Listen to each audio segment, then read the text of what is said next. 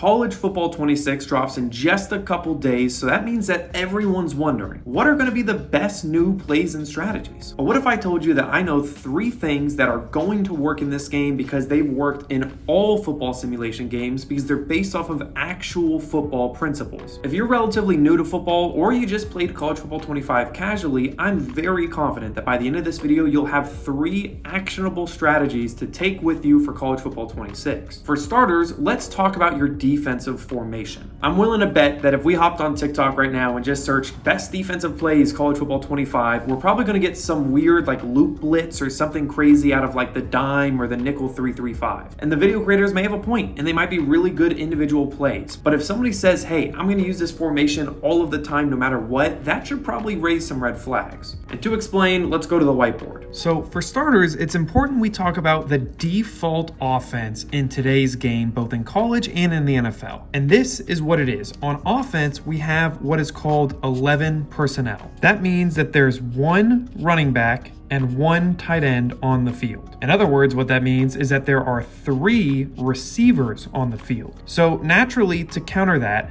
the defense has to bring in a 3rd corner, which is usually some sort of slot corner. And that means back in the day when you used to have a weak side linebacker, that guy goes off the field and in comes this extra corner. Now this is all good and you should be fine against the run, right? Because you have 5 offensive linemen, 4 defensive linemen, 2 linebackers and a tight end. Those 6 and those 6 match up pretty well. If you have a strong safety down in the box, if you have a slot corner that can come and fit on a run fit, you should be good to stop the run. The problem happens when the offense has too many big bodies in the middle that can block the run game really well, and you don't have enough defensive linemen or linebackers that can stop the run. One super common variation of this is imagine if this defensive end right here was actually another linebacker. And instead you had 3 linebackers, 1, 2, 3, this guy didn't exist, and 3 down linemen. All of a sudden, you're in the 3-3-5, which I'm sure you've seen plenty of videos about. So let's say you hear about some 3-3-5 really cool stack blitz, right? Something like this, where you have the linebackers twisting or some sort of stunt going on, and you see this on TikTok, and it's like, yeah, we're gonna run the 3-3-5 all the time. Well, let's say you come out in your 3-3-5, and instead, somebody comes out in an ace formation. This would be 12 personnel because there's still 1 running back, but now there's 2 tight ends. All of a sudden, you are outnumbered when it comes to stopping the run. For every person there is on the line of scrimmage, there's always 1 more gap that you have to stop, right? So you see 5 offensive linemen, 2 tight ends.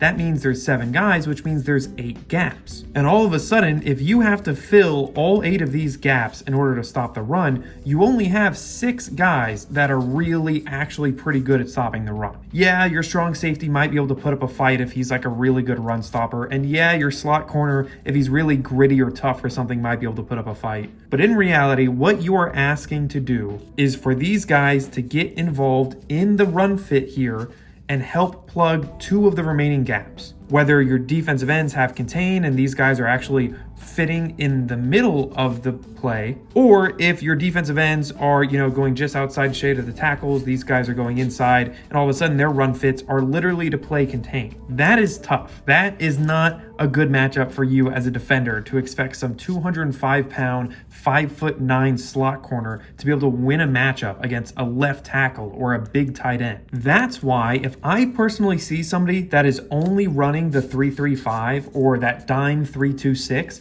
the first thing that I would do against that person is bring out an extra tight end, bring out an extra running back, bring out some way to get the advantage as far as size goes to run the ball right at this undersized lineup. EA feels so strongly about this actually that they try to force you to pick the right defensive formation without you even knowing. Have you ever wondered why when you're on offense, the coach suggestions automatically pop up, but when you're on defense, it forces you to just sit there with a blank screen and it says, hang on, let the offense choose their play first. The reason why is so that they don't accidentally coach suggest you some sort of sub package with a bunch of DBs on the field, and then the offense happens to go out and choose some power running formation. The second strategy is to always make sure that you have a counter to your favorite plays, but making sure that that counter exists in the same formation. Now that second part is mainly for those of you that like to play online. In public interviews, a lot of the biggest and best best Madden competitive players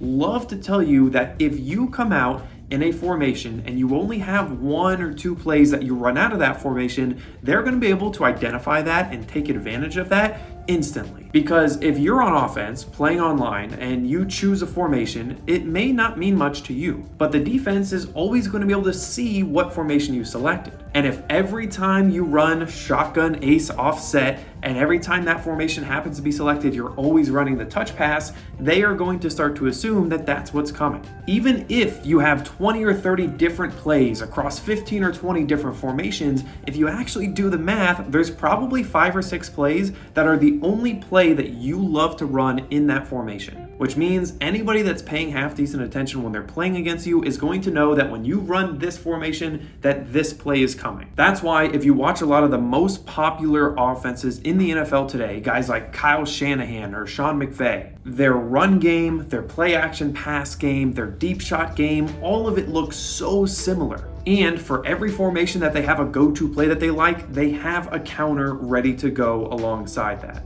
In short, the more different plays that you can have that have the exact same pre-snap look, the better. And when it comes to the people that are mainly playing offline like myself, I personally don't feel like the computer is willing to do those same types of assumptions that an online player would. But what I can tell you, and that I'm sure you've probably seen, is that you cannot run the same play over and over, especially if you're playing on Heisman. At least in College Football 25 for me, it felt like I could run 1 or 2 halfback screens per game, but if I ran any more than that, the game would punish me for it, and the defensive line would know what was happening before the ball was even snapped. The third and final thing that you can apply from real football to play better in College Football 26 is to lean on motion more often. Now, there's 2 good reasons why you should do that. First of all, with all these new plays that they have announced are coming, a lot of them feature motion. But a lot of those feature motion because that's how both the college and professional game are continuing to shift. Last season, we saw more motion than ever pre-snap by NFL teams. In fact, the Miami Dolphins ran pre-snap motion on over 9 out of every 10 offensive snaps. It just has so many positive benefits. Using motion effectively can help you identify what type of defense they are in, and if they're taking steps to disguise that, then using motion effectively can actually at times break their defense and give you mismatches because they're trying so hard to disguise their coverage